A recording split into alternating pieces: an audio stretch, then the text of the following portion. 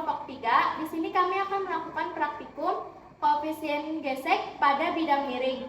Sebelumnya, perkenalkan, nama saya Siti Naila. Saya Hadi Ramadhani. Saya Mulyana Aulia. Saya Nida Faryazkia. Saya Nisa. Saya Dian Nur Aini. Berikut video prakteknya.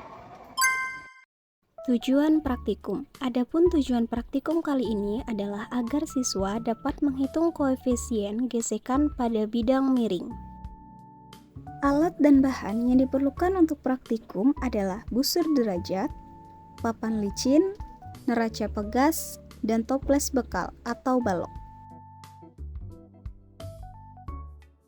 Pertama-tama, ukur berat toples bekal menggunakan neraca pegas dan didapatkan beratnya 0,0505 kg.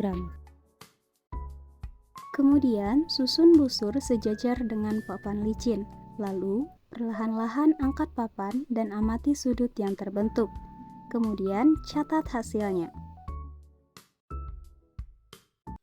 Berikut adalah data hasil pengamatan yang terdiri dari sudut elevasi dan keadaan benda. Dalam sudut 5 derajat, keadaan benda diam. Dalam sudut 11 derajat, keadaan benda diam.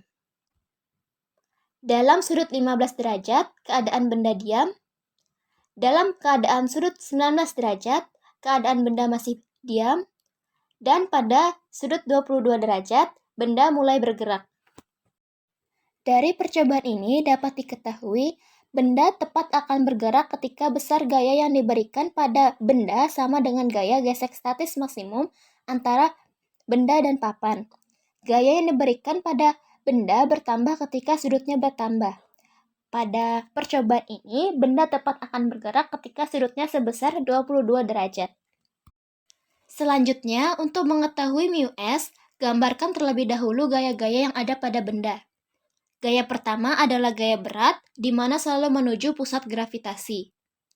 Gaya normal antara benda dan permukaan yang selalu tegak lurus bidang. Kemudian, proyeksikan gaya berat terhadap sumbu X dan Y, di mana pada sumbu Y menjadi W cos theta, dan pada sumbu X, W sin theta. Gaya gesek antara permukaan benda dan bidang. Dari percobaan diketahui berat benda sebesar 0,0505 kg dan tepat akan bergerak pada sudut 22 derajat. Pada sumbu Y, karena kondisi diam, maka menggunakan hukum Newton pertama. Sigma Fy sama dengan 0. N dikurang W cos theta sama dengan 0. N sama dengan W cos theta.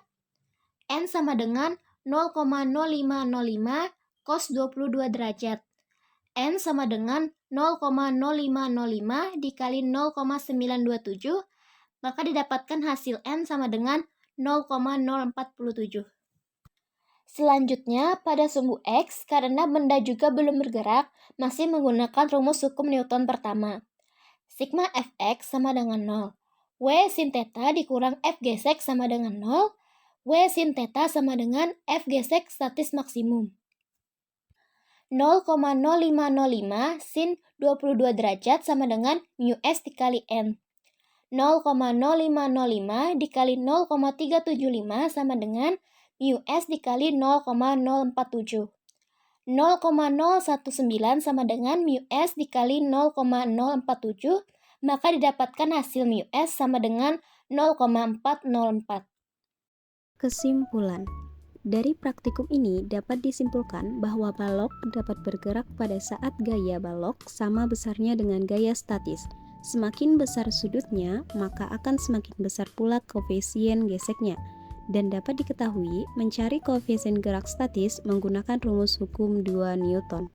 Sekian dari kami, mohon maaf apabila ada kesalahan. Terima kasih. Wassalamualaikum warahmatullahi wabarakatuh.